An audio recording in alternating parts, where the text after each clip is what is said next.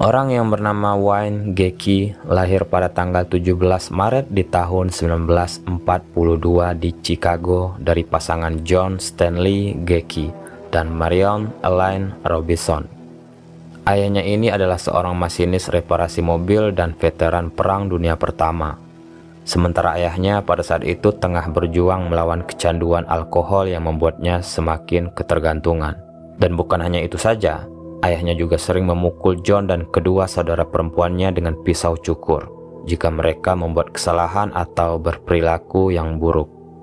Bahkan ayah John ini juga sering meremehkannya lalu menyebutnya sebagai anak yang bodoh dan membandingkannya dengan saudara perempuannya. Riwayat kekerasan ayahnya terhadap John ini dimulai antara dia berusia 6-10 tahun. Ada satu kejadian yang membuat John ini difitnah habis-habisan, yang mana pada kejadian itu ada seorang wanita yang masih remaja dan dia ini juga merupakan salah satu anak dari teman ibunya yang mengatakan kepada ibunya bahwa John ini sudah membuka pakaian dan ingin melecehkannya. Padahal dalam kejadian tersebut John sama sekali tidak berniat ingin melakukan hal semacam itu kepada wanita remaja ini.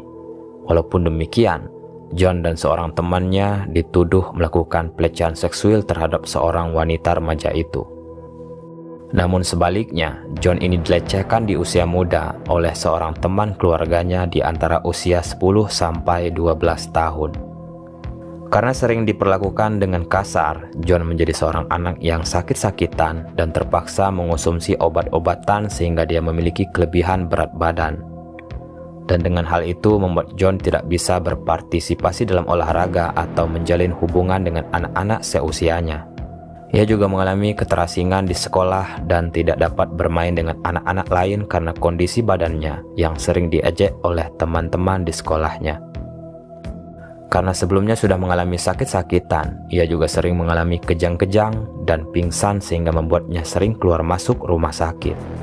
Namun sangat berbeda dengan ayahnya ini guys, yang mana ayahnya ini sama sekali tidak peduli dengan apa yang terjadi kepada dirinya. Ayahnya juga menuduh John berpura-pura sakit untuk mendapatkan sebuah perhatian.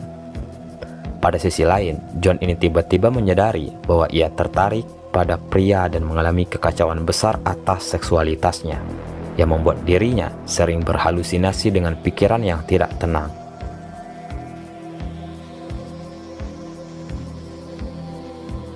Seiring berjalannya waktu, John ini sudah menginjak di usia yang cukup dewasa, yang mana dia mulai bekerja sebagai tenaga penjual dan manajer di sebuah perusahaan sepatu. Hingga pada tahun 1964, ia bertemu dan bertunangan dengan wanita yang bernama Marilyn Myers, yang mana dia terlahir dari keluarga yang cukup terbilang kaya. Bagaimana tidak, ayahnya ini memiliki 3 cabang restoran KFC di Waterloo, Iowa. Lalu John ini pindah ke sana untuk mengelola restoran tersebut. Ia dan Marilyn bahkan sudah memiliki 2 orang anak. Singkat cerita, John ini mulai terlibat dalam hal politik di mana dia diangkat menjadi kontraktor bangunan dan pemimpin daerah pemilihan Demokrat di pinggiran kota Chicago pada tahun 1965 sampai tahun 1970. Walaupun demikian, John ini juga berspekulasi bahwa keterlibatan politiknya mungkin merupakan upaya untuk memusuhi ayahnya yang mengejek minatnya dalam hal berpolitik. Dan di situ John ini ingin membuktikan kepada ayahnya bahwa dia ini akan menjadi orang yang sukses di bidang politik. Dengan etos kerjanya, dia pun disukai di komunitasnya. Lalu John membuat penyelenggaraan pertemuan budaya dan aktif dalam organisasi politik dan warga-warga sipil yang ada di sana. Dengan hal tersebut, John kemudian menyebut ini sebagai periode paling bahagia dalam hidupnya. Dan ia bahkan mendapat pujian yang sangat didambakan dari ayahnya, yang mengatakan bahwa ia telah salah menilai John selama ini. Disitulah minat dalam politiknya menjadi semakin menggebu-gebu, di mana dia ingin mencalonkan dirinya sebagai anggota dewan, dan jika itu berhasil, dia juga akan mencoba mencalonkan dirinya sebagai dewan legislatif negara. Sementara yang lainnya, John ini juga merupakan anggota klub badut yang bernama Jolly Joker di daerah Chicago, dan sering tampil dengan kostum riasan badut di pesta anak-anak, penggalangan dana amal, dan acara yang lainnya. Namun pada tahun 1968, John ini tiba-tiba dituduh melakukan penyerangan seksual terhadap seorang remaja laki-laki dan mencoba menyerangnya. Dengan demikian, ia dengan keras membantah tuduhan ini, dan beberapa anggota masyarakat mempercayainya daripada korban tersebut. Dalam kasus tersebut, ia juga membujuk salah satu karyawannya untuk menyerang korban dalam upaya yang gagal untuk menghentikannya bersaksi. Walaupun banyaknya drama dalam kasus ini, usut punya usut, ternyata polisi berhasil mendapatkan bukti yang cukup relevan yang akan menghadapkan dia ke persidangan. Lalu John ini dinyatakan bersalah dan dijatuhi hukuman penjara 10 tahun. Dan setelah itu, istrinya menceraikannya dan menerima hak asuh penuh atas anak-anak mereka.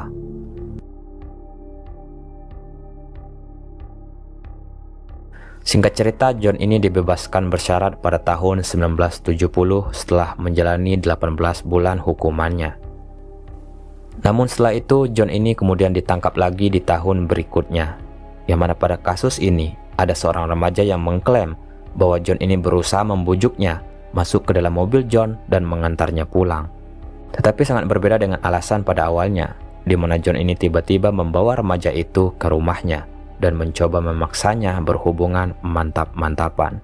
Akan tetapi, dakwaan tersebut tiba-tiba dibatalkan ketika bocah itu tidak muncul selama persidangan.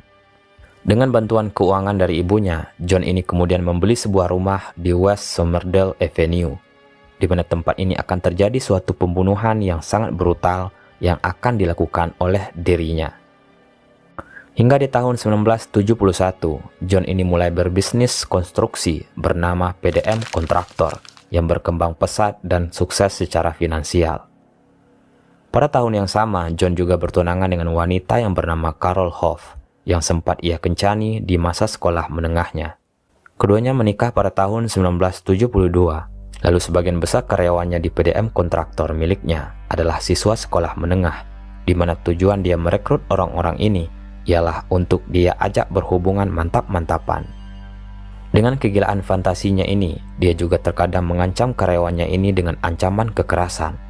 Meskipun demikian, John ini masih tetap tampil di depan publik sebagai orang yang peduli terhadap masyarakat dan menyelenggarakan pesta musim panas yang cukup terbilang mewah, sehingga menarik banyak orang yang ikut menghadiri di pesta tersebut.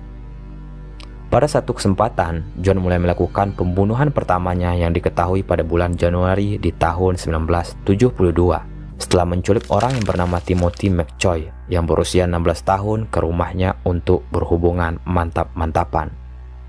Lalu keesokan paginya, John ini tiba-tiba melihat McCoy yang tengah berdiri di ambang pintu kamar tidurnya dengan pisau yang dipegangnya dan bergegas untuk menyerangnya. Dan setelah itu, John kemudian merebut pisau itu dan menikam McCoy hingga dia tewas di rumahnya. Dengan tanpa kesadaran, John ini juga merasakan pembunuhan pertamanya ini adalah sebuah pertunjukan yang sangat menyenangkan. Dan semenjak kejadian itu, ia mulai tertarik lagi untuk melakukan semacam pertunjukan yang seolah-olah dia sedang melakukan pertunjukan seorang badut. Lalu korban John lainnya adalah orang yang bernama John Badkovic. Ialah seorang karyawan PDM yang masih berusia 18 tahun. Pada aksinya kali ini, dia membujuk pria itu ke rumahnya dengan dalih bahwa dia akan membahas pembayaran gaji yang terlambat dia berikan kepada pria itu. Sesampainya di sana, John memberinya alkohol, lalu menipu pria tersebut agar dia memborgolnya dan melakukan sebuah pertunjukan sulap. Tiba-tiba dia mulai mencekik pria tersebut dengan sangat keras. Setelah melakukan atraksi sulapnya, orang tua Badkovic ini mulai merasa khawatir dengan anaknya yang tidak kunjung pulang, hingga dia bertanya kepada rekan-rekan kerja putranya, apakah mereka melihat putranya ini selepas pulang kerja. Namun rekan kerjanya tidak begitu mengetahui kemanakah dia pergi pada saat pulang kerja.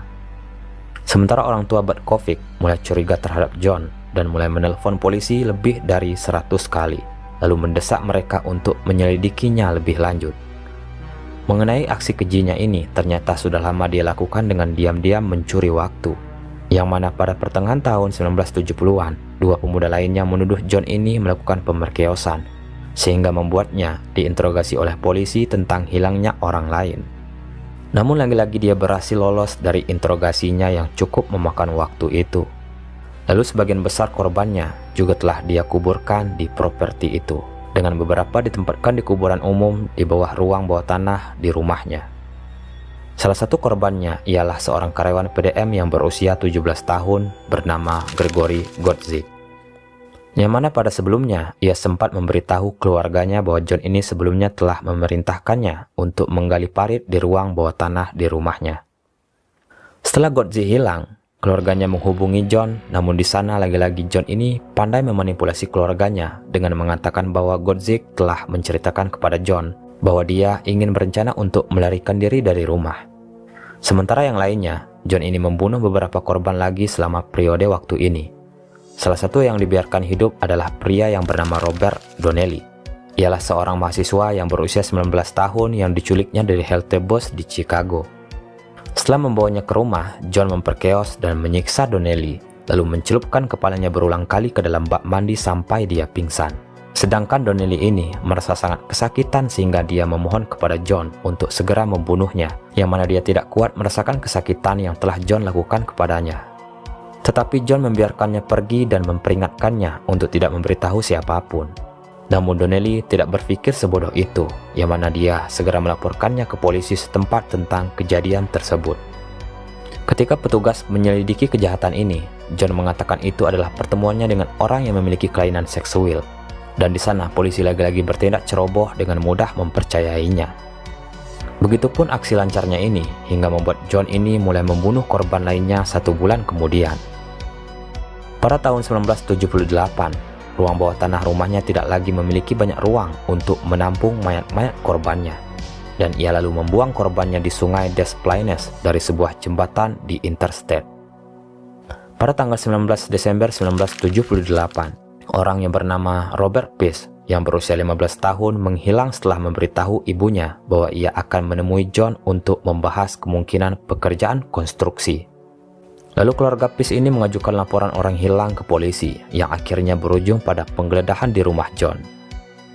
Di sana pihak berwenang menemukan beberapa barang mencurigakan di rumahnya, termasuk lencana polisi, pistol, jarum suntik, film plus-plus, dan barang-barang yang kemudian mereka ketahui milik beberapa korban John.